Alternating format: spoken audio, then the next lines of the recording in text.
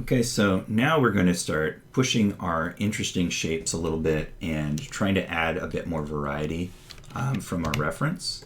So up here in my little reference window, I'm just going to start clicking around. Like, so for instance, this cross guard and this pommel, they're fine. So I'm going to just sketch them in, and it doesn't even matter which one I choose, because first I'm going to drop the opacity of this layer that I've previously made, and then make a layer on top so that I'm just going to draw right over the top of these. If I like something, then I'll just redraw it darker. And if I don't, then I'll just ignore it and draw something new on top.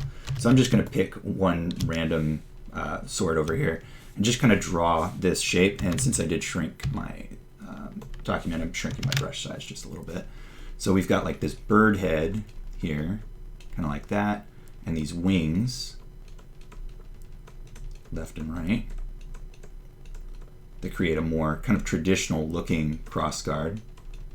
Okay, and then they've even got the kind of bird tail and body underneath that. Okay, so a couple little details just to make it look nicer, like that. And then I'll just leave it at that. Maybe the eyes, actually. Oh, geez, those eyes look really silly. Okay, there, that's fine. So that's good, and the pommel as well. Now this is not really an appropriate handle for that kind of pommel, so I need to make it like a straight one, like this. And while I'm at it, why not? Let's just put in that pattern, that kind of candy striping pattern that I see in there, because it's just another kind of detail that maybe we'll use, maybe we won't. Then we've got a small piece of metal and a round disc-like pommel with maybe like a face on it or something. And who knows? But one of our bullet points was like royal, and so maybe that would help us, maybe it wouldn't. If you get things that are a little bit crooked, like I think I slightly misaligned this, just grab it and move it, and don't really worry about cleaning that up too much. The key here is that we want to work fast and iteratively. We don't want to obsess over anything. We just want to do a few small details and move on. And this will give us sort of a grab bag of different details to choose from and focus in on whatever we think our final thing should look like. Looks like I'm at the end of the document there. Here's another bird shape crossguard. So it's like, yeah, fine. Let's do that bird shape crossguard as well. It occurs to me that it's a little bit weird to have bird-shaped stuff all over the place with bird people. It would be like having human heads and hands on everything, but whatever, fantasy does it a lot, and not everything has to make sense. But it is a little strange to me that in fantasy sometimes you'll get like, oh, there's mermaid people, so they've got like fish shapes everywhere. It's like, wow, that's a little bit on the nose, isn't it? It's like kind of crazy. But I guess it happens sometimes. I'm just reshaping, you know what? I'm doing this a stupid way. I need to rotate. There we go. Just reshaping these wings a little bit. I ended up making a fish by accident here somehow. Well, I guess it doesn't matter. If I know what it is, I can draw it better if I use it, if I commit to it in future. Okay, so let's get rid of that stuff. And is there any other way to attach? It's like, not really. Just kind of like that, so that's fine. Let's keep looking. Oh, I'm going the wrong way. Okay, so we use that. Is there anything here I want to use? Like the fully enclosed nature of this finger guard is kind of neat, but I don't think I really want to use it. I do like the double scoop kind of thing on the bottom of the blade there though. So let me find, I think this one's going to be a good one to draw that on. So we've got a very wide start to the metal, and then it comes into a point, and then it does another scoop, and then comes down here to the end of the blade. And then the back looks like it's just one long curve, just like that. And so what I'll probably do is, like, it might not end up looking exactly like that. I might do more to it at some point, but at least I've got this as a place to start. So like this. There we go. That's a little bit more dynamic. Get rid of that, and we'll just leave that like that. There we go. And And yeah, I don't see a fuller or anything like that, so we can just keep going. I don't think I'm going to use that crossguard, although it is neat looking. That bird head, if I didn't draw that, then I need to, because that's a good one. Yeah, I did draw it, but maybe I should just reinforce it, because that's a piece I definitely want. Like some of these back here, I definitely want, but now I get like a second attempt at drawing them maybe slightly better. So let me move the metal ring back here, get a nice flat back to this, a second metal ring right here. Pretty mathematic, kind of straight looking grip, but that's fine. Let me shrink my eraser a little bit so I can do a little bit better adjustment. And then draw the, I don't know what this is, an ibis or something. Bird head back in. So maybe in our fiction, this was like a king or a pharaoh or something like that on this weapon, whoever originally owned it, and now that's why it's traditional. Because remember, we've got that royal angle to it. And then I'll just fill this part back in, even though I might not take it. So that's fine. That's fine as is, that's fine as is. I don't have to redo those things. Nope, probably not going to use that. This very plain kind of grip is interesting. Also this more composite one. This one's got a pretty plain handle, so why don't I go ahead and just put it on there. So in this case, we would have the wood coming all the way down to here. Something like that. And then coming across and then back down again. Kind of like this. Is that about right? Looks kind of weird. I'm gonna make my brush a bit bigger and try again. So what's going on? This one's curving. Oh, it comes back around a little bit, like that. And then, I guess, yeah, there's kind of like a knob on this end. So like one right here, one right here. And then if I wanted to do something fancier with that, I could, but just having this very, very Spartan and plain kind of grip as a point of contrast for the other ones might be an interesting choice. It makes it seem like very utilitarian. That is far too fancy. Okay, so the feather shape I do want to try somewhere. I had tried it here. I didn't try it like this where it just comes straight out without the dish cuts, but I think I like the cuts a little bit better. So that's a pen, not a sword, but I still, I'm not sure. Like, I think this was interesting, but getting a little bit far away from what I actually want, so let's just keep going. I do still like that. I still like that a lot. I could try modifying it somehow. So let's try that. Let's modify this. Oops. Sorry. Zoomed out in the wrong spot. Is there anyone here that I really just don't like at all?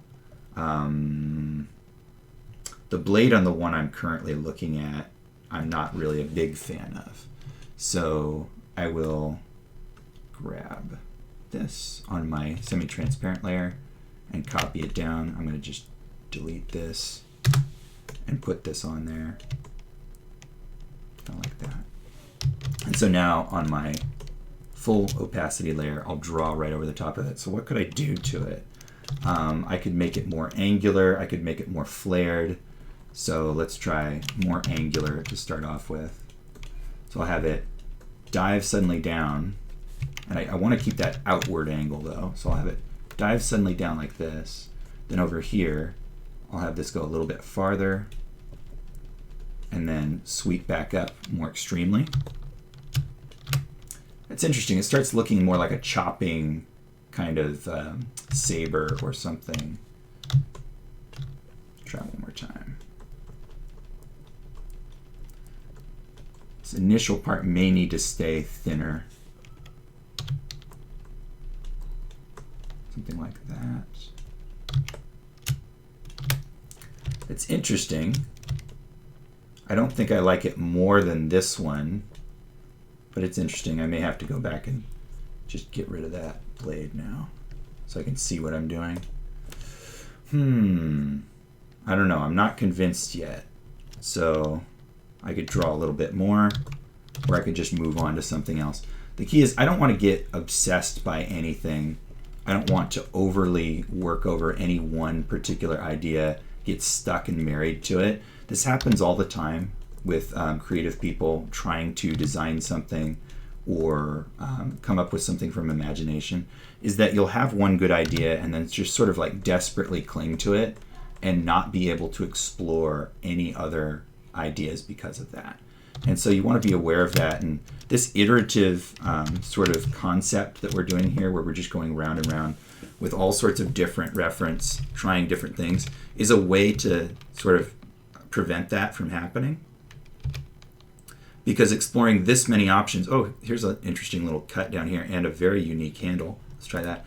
This sort of exploration kind of stops you from, getting into tunnel vision and only being able to try one thing. Let's try it on this top one up here.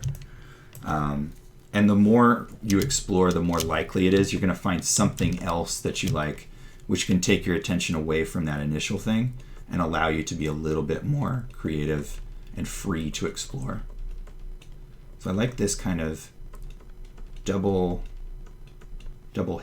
kind of grip, and also it's got like a kind of cross beam in the middle. That's interesting.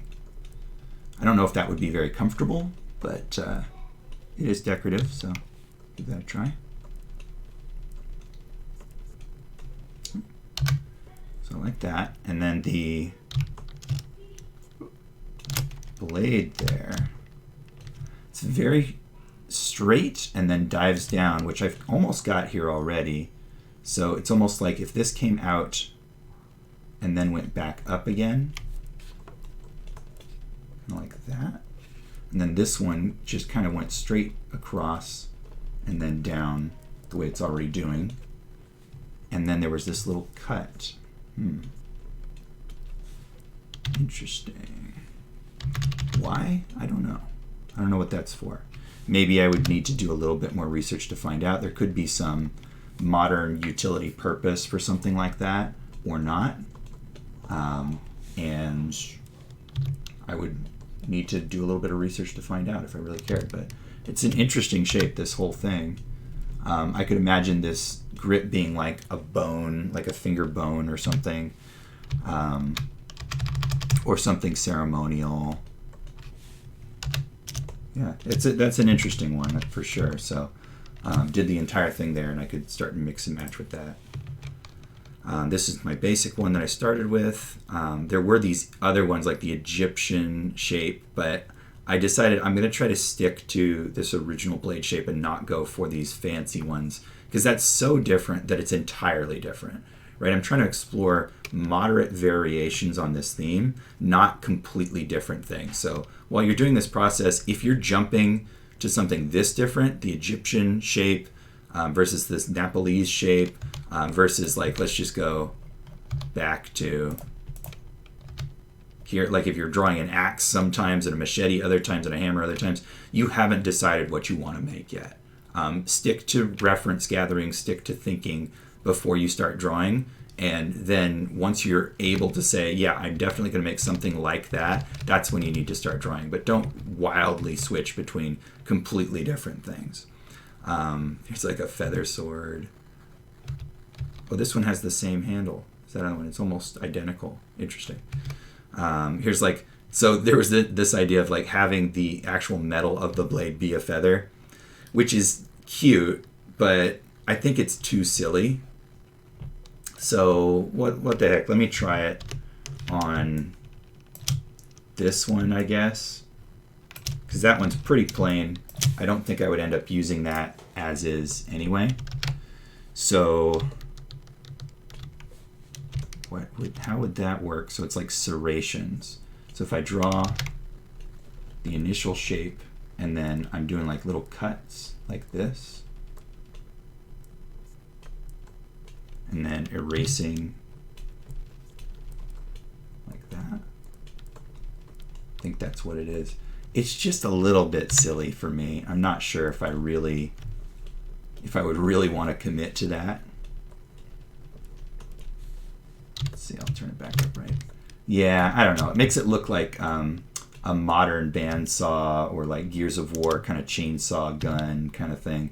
And I just don't kind of like that that feeling for this project.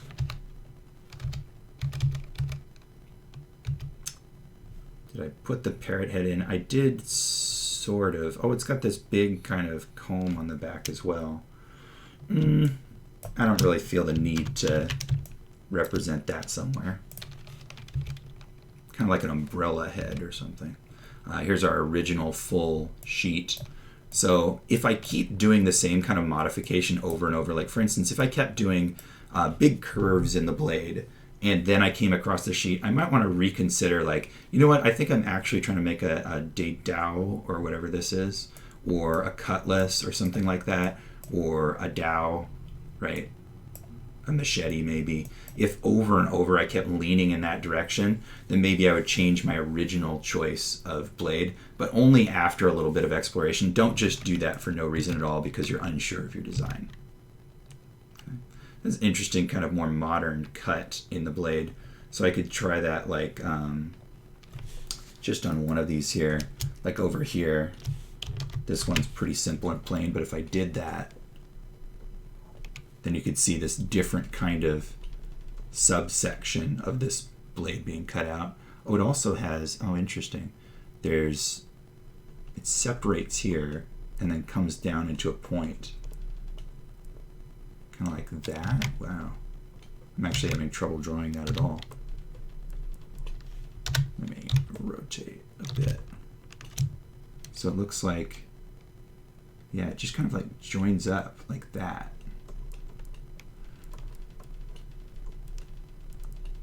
Interesting. I'm not really super in love with this, but it's an interesting thing to try. Yeah, I don't know. It makes it look kind of busy and awkward, and it's probably the way that I drew it, but just kind of a neat thing to try. There's the wood one. Okay. So at this stage here, I've got enough, I think, in my document that I could start mixing and matching things. So I'm leaving that other layer visible for now, but we could grab the lasso tool and just start placing different elements on different ones. For instance, this one in the lower left is very, very plain. And so I could grab, like, let's say, this bird crossguard, and now I'm just going to copy it over here, like right on top of it. And I can choose to place it maybe up, maybe down a little bit like that. Let's place it down there just to see if that helps at all. In this case, probably not. You know, not super crazy about it, but try this part too. Put it over there. That would just be outright silly. See, I don't like that at all. So we'll just undo this. Okay. What else could we try? So we could place maybe the bird head end on one of these other ones. So we could replace it here, for instance, on this one in the background. That works pretty nicely. The angle is wrong now, but that's not too bad. We could also place it on the imaginary completion of this one here, but we're kind of going too far into the bird theming at that point. We can also change sizes of things, so I could make this much larger, maybe slide it back a little bit, and now I would need to draw in what the actual grip might look like behind there before deciding if I liked it or not. You know, maybe. We could try this more interesting bone-shaped handle on some of the others, like let's say, where should I try this one? Let's try it on the very thick one. So I'm going to move it all the way down here because it'll interfere with this. On my other page, I'll grab, well actually I just need the blade, so I'll just grab this part and drag this down here. So on this very thick one, line that up. It makes it look more primitive, the thickness of that plus the kind of bone quality on that blade there, which is nice. If I want this to be truly kind of ancient, then a more primitive look is probably appropriate at that point.